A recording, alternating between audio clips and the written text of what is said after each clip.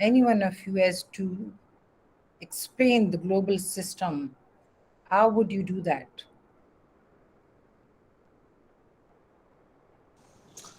Madam, global system is a system which is, in a greater context, the result of a process known as globalization, Mm-hmm.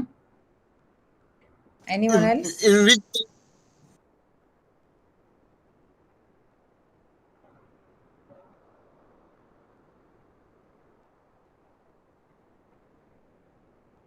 Junaid, your mic is off. yes, ma'am. Ma'am, as I told you, that it's a result of a process known as globalization, in which everything, economics, management, cultural aspects, everything gets internationalized and basically interconnected among states. Okay, anyone else?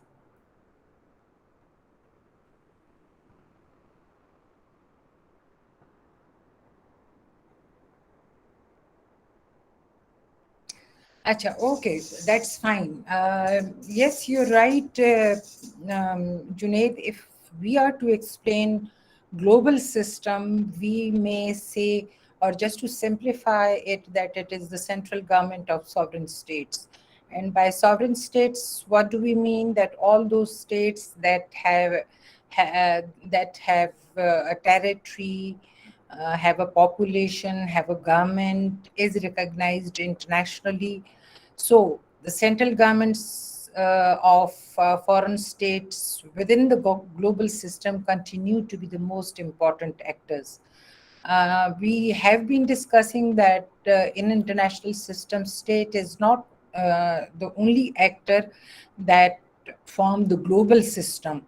But since here we are focusing on foreign policies of major powers, and we'll be focusing on the foreign policy of United States, so we'll focus on the states only as an important component of global system.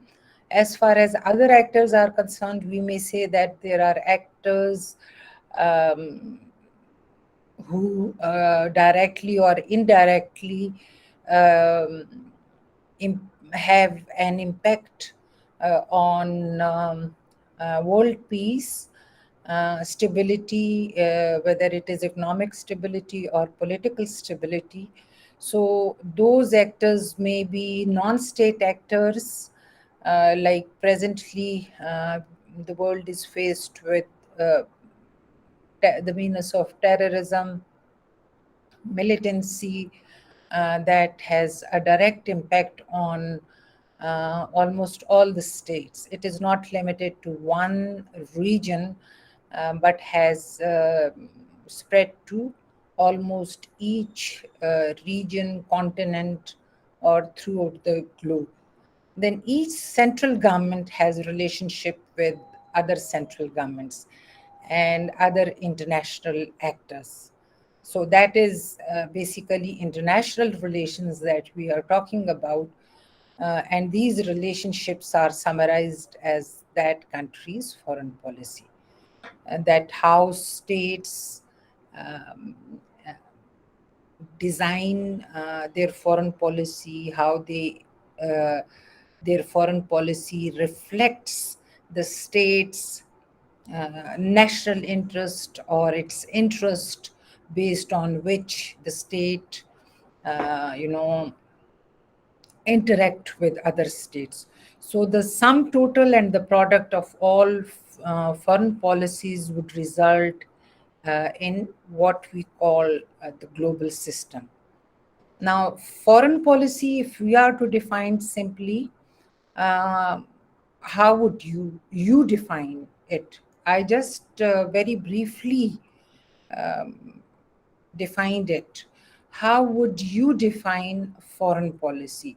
Because when it comes to various scholars or writings of the scholars, almost there is unanimity in explanation of or definition of foreign policy. And according to Britannica Dictionary, and I quote, general objectives that guide the activities and relationships of one state in its interaction with other states. The development of foreign policy is influenced by domestic consideration, the policies or behavior of the other states, or the plans to advance specific geopolitical designs. Earlier, political scientists emphasized the primacy of geography and external threats in shaping foreign policy. But later scholars emphasized on domestic factors. Diplomacy is the tool of foreign policy, and war alliances and international trade may all be manifestation of it. Now, and this is according to Britannica Dictionary, the explanation or the definition of foreign policy.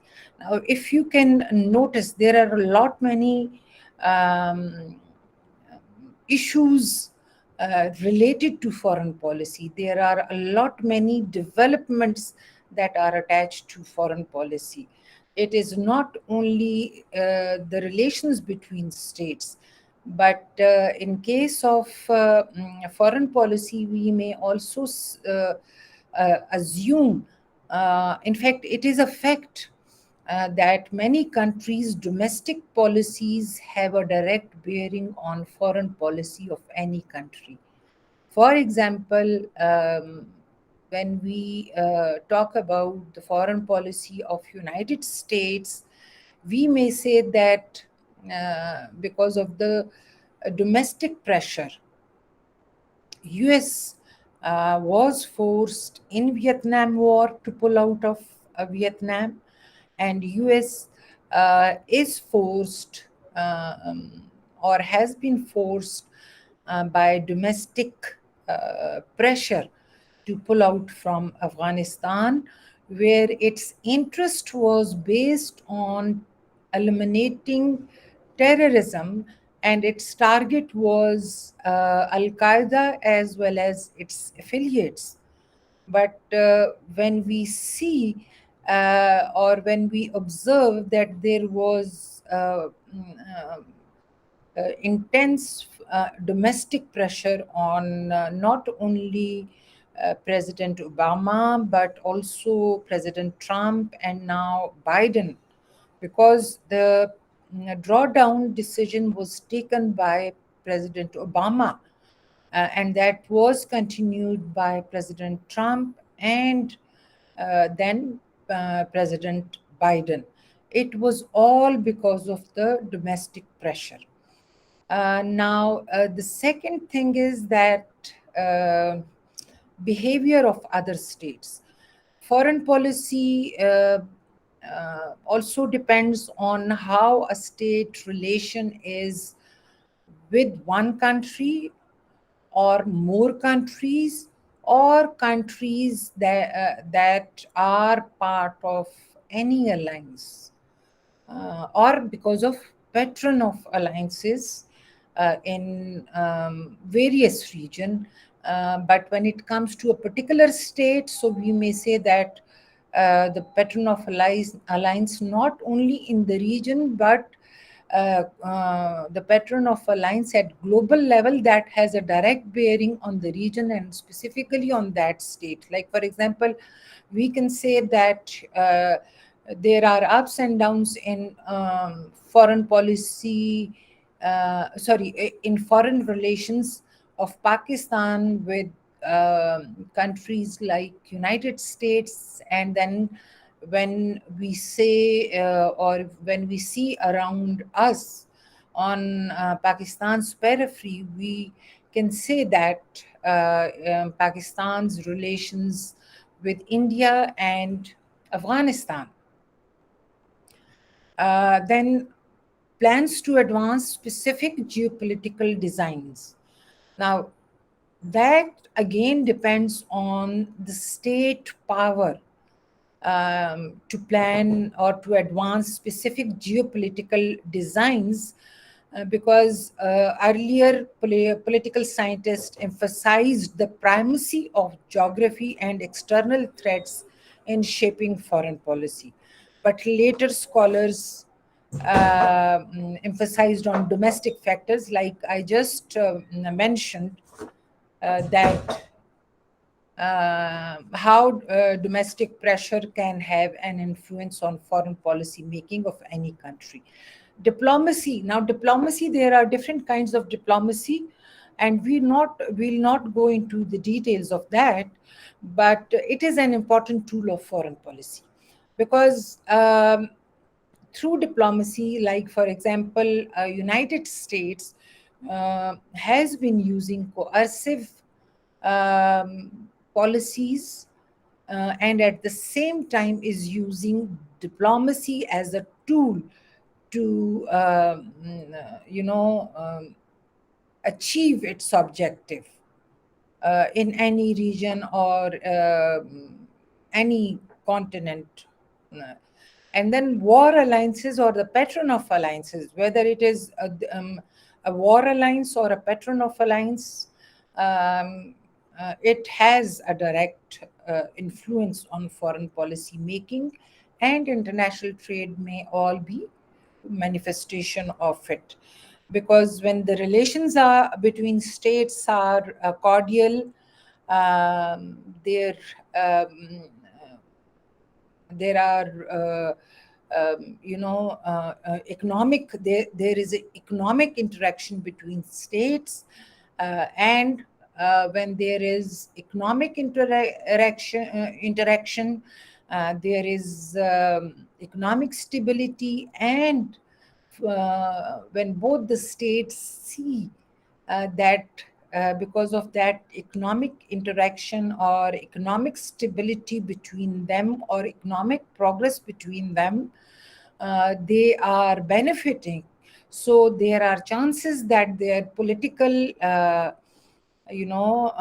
interest or political differences might settle because of that economic um, prosperity. Now, foreign policy then again refers to a state international goals or objectives and its strategies to achieve those goals. And foreign policy makers follow 5 steps while formulating foreign policy of their countries. Number one, agenda setting, issues of importance on agenda, formulation, creation and debate on possible policies, adoption of policies, implementation or enactment of policy, evaluation or judgment of policy success or failure. Now, this is very simple, and all these steps are followed by United States at present, or even after the end of Cold War between United States and Soviet Union, that it has always set important agenda at the top on its foreign policy. And while formulating that foreign policy, there are always debates on that policies, whether to adopt it or not adopt it. And after consultation and unanimously agreement on that foreign policy, it is enacted. And at the same time, when there is debate on that possible policy before adoption or implementation, uh, there's also debate on that policy whether it would be a successful foreign policy towards any particular country or any region, or it would be a failure. Now, comparative foreign policy, like for example, if we are to compare foreign policies of various countries, um, how do we uh, point out similarities of behavior and divergence of behaviors. Like, for example, what are the similar behavior that is adopted by a state in its foreign policy, or how different are two foreign policy or two states' behavior in its foreign policy towards an issue or a country or a region. Since defense of territory and other national interests are always a component of a country's foreign policy, so behavior common to foreign policy of most countries are often generalized into principles of international politics. Now, as far as determinants of foreign policies are concerned, the foreign policies of a given state depend on its power, its objective, and its leadership. For example, if a state is powerful enough, it might have the ability to persuade or to coerce other state to do things that would that they would not do ordinarily unless pressure to do so.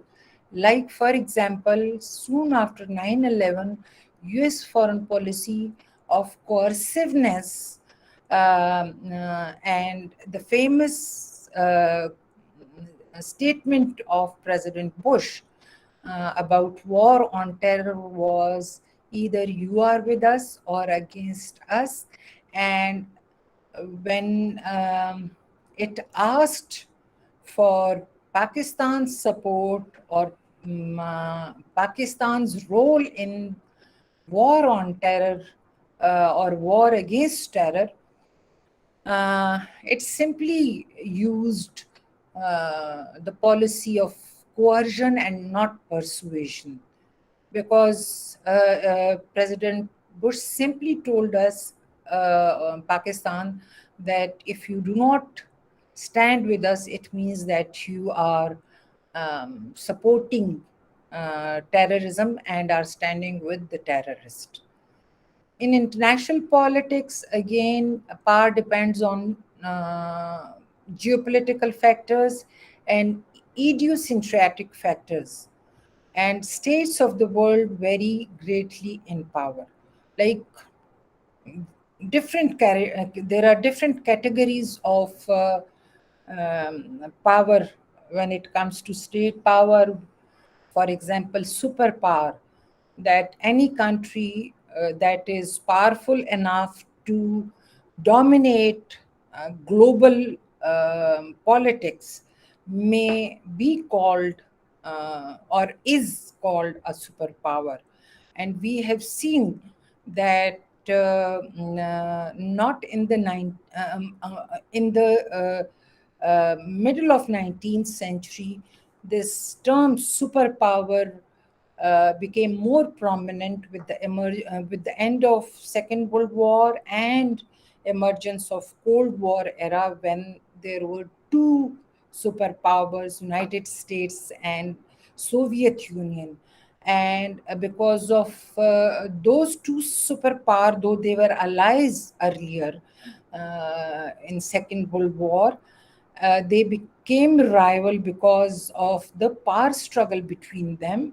So the world got divided into two blocks, that is the communist bloc and the capitalist bloc. Major powers are those states that have the potential to influence uh, foreign policies around the globe. And it means that not one or not two, there are three, four, or more powers that are having a say in international affairs, in international politics. Before World War One, or even if we go to 18th century, we see that there were many European powers and in other regions who were dominating international affairs, and to get ahead of each other, they were trying to get more powerful than the other major power. Um,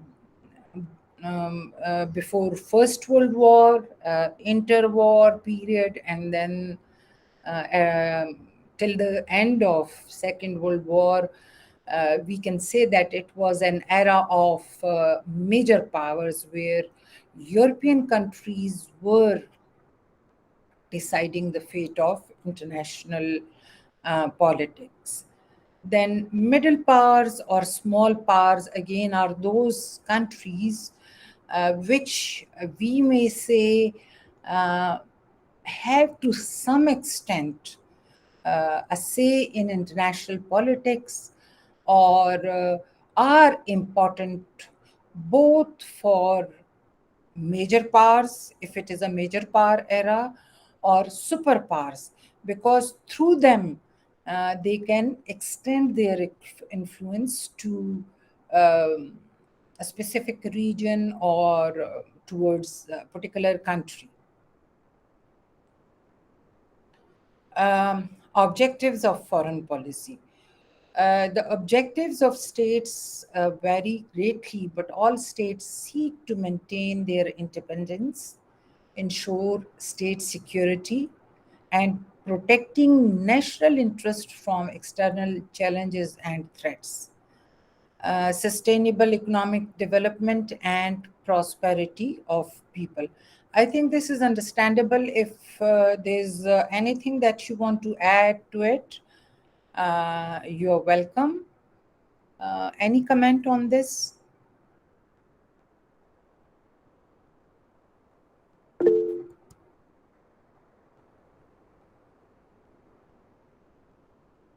Junaid, Ijlal, anyone? Understood है ma'am ये तो. Okay, that's wonderful. Now let's talk about the various determinants of foreign policies of the state. The first and foremost is the leadership.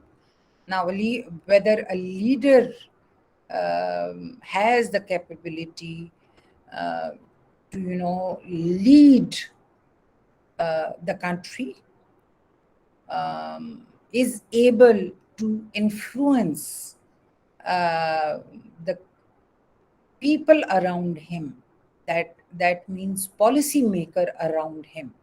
So leaders and the elites help to shape the foreign policy of countries, that we may call as the executive and his team. And leader role is very important in decision making, because leader must take account of two categories of determinants that impact on the foreign policy, and these are external and internal influences.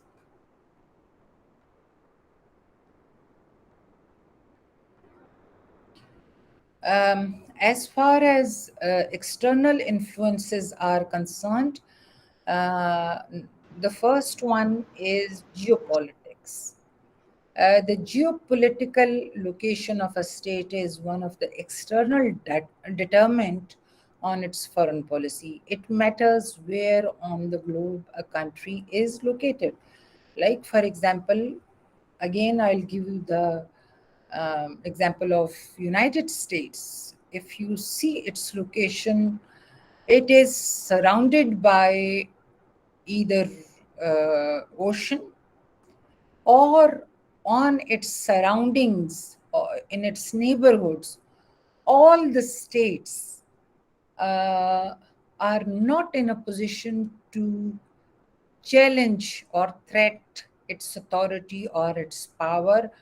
And with most countries, it has very cordial relationship. Then it matters whether the country has natural frontiers. Like, for example, I just told you about United States. that is whether it is protected by oceans, high mountains, or deserts. It matters who one's neighbors are, and whether a given country is territorially large, populous, affluent, and well governed. So we may say that the relative position within the global system determines a state policy. Like, for example, one of the disadvantage, or one of the factor that negatively impact Afghanistan is that it is a landlocked country. It has to depend on or rely on its neighboring countries for trade, um, or for seeking sea route, but at the same time, because of its terrain, okay, it has mountainous regions, and almost all the foreign invaders, since we're not familiar with its geography or its terrain, they were not able to stay longer in Afghanistan.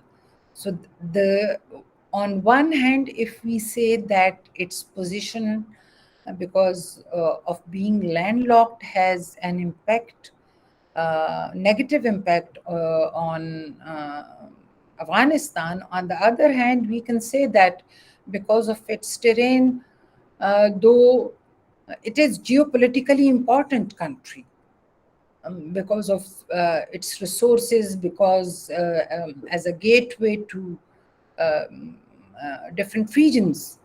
But its terrain has always uh, defeated all the invaders. Madam, let me get you over here. We no invader has ever been defeated by Afghans. If we look into history, we they call it a graveyard of empires, but someone who was willing to attack them have attacked them and thrashed them to hell, and then for because there is no availability of food resources over there, so most of the empires left. I mean, it's not like this that it's that they have defeated every enemy that tried to invade them. Um, I didn't say that they have been able to defeat their enemies. I said that because of the terrain, because since it is mountainous area, um guerrilla warfare has been, in a way, benefited those resisting the foreign invasion. But that again does not mean that uh, they were able to um, defeat them. They were resisting them, and because if we see it in terms of foreign invasion, Soviet Union, or before Soviet Union, when there was this power struggle between Tsarist Russia and British India, both wanted to, bring it under their influence, but later on decided to make it as a buffer region, um, so that it can play a role as a line demarcating or separating British India and uh, Tsarist Russia. Yes, ma'am. Yes, ma'am. Do you get me? Yes, ma'am. I got your point, ma'am. I'm completely Okay. got it. Now, internal determinants. So let me ask you, okay, what could be, um, internal determinants of state foreign policies? a few more, like external Domestic public opinion. politics. Domestic Yes, public opinion. yes, absolutely right, Ijral. You see, there are there could be various internal determinants that of a foreign policy.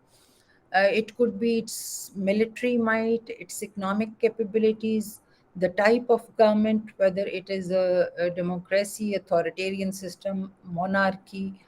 Now, as I said earlier, that each state wants to attain power to secure its territory, and for that it wants to increase its military capability.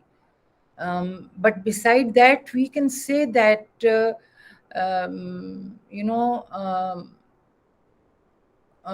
there are various other things that one can attribute to foreign policy of any state, such as geography, the culture, the history of that country, economic development, technological advancement, national capacity, how the social structure of a particular state is, public mood, behavior, or opinion, political organization, and so on and so forth. Media is also very important, and the role of leadership, like I earlier mentioned. So why do a state wants to increase its military capability is because it want to increase the size of its military, gain more and more equipment, train its military in this technologically advanced era. And now, since each state wants to attain nuclear capability, beside non-nuclear capability, and economic capabilities as well, is all because to uh, get itself or its territory and people secure from a foreseeable or a future threat that it has from any other country. Economic capabilities, because like I said, that when a country is economically stable, its political system within the country would be stable, and these both are dependent on each other. When there is political stability within a state, there would be economic stability, and vice versa, because these two go hand in hand. Ma'am ये political stability के बारे में जरा बताएं.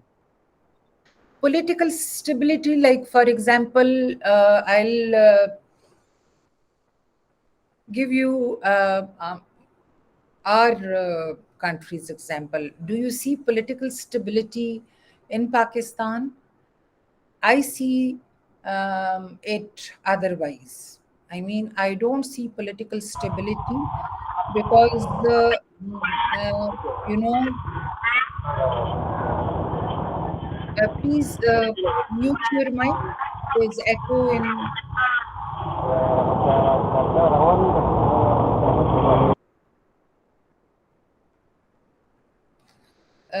So there is political stability.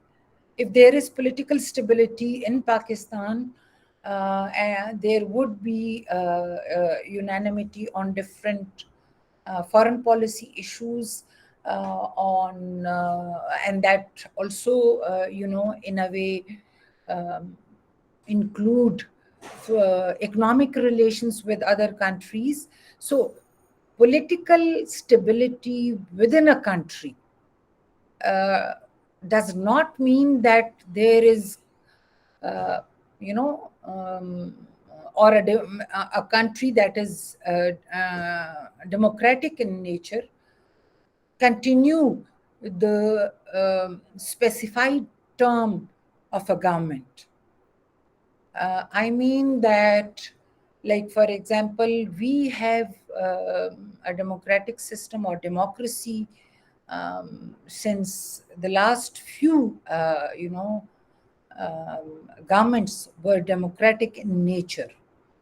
But that does not mean that we saw political stability in Pakistan one way or the other way. There were attempts to destabilize the political structure of the country, and that has a direct impact on our economic relations with other countries, or our economy, economy of the country. Because when the people in government are not in a position to agree on one or two, or there may be more foreign policy issues, when they do not agree on it, or for example, if there is some domestic issue that the government seeks consensus on it, and they all the political parties, they do not come to an agreement on it, then how can you expect political stability in any country? Am I clear, Ujlal? Yes, ma'am. Yes. And so, types of government again are one of the important determinants of states' foreign policy. Like, for example, it is a constitutional democracy. It has an autocratic system, and whether it has a political party system, it is a traditional monarchy, and so on and so forth. I think we'll stop here. We'll continue the rest tomorrow, because it's 10:40 almost, and our class was supposed to end at 10:30.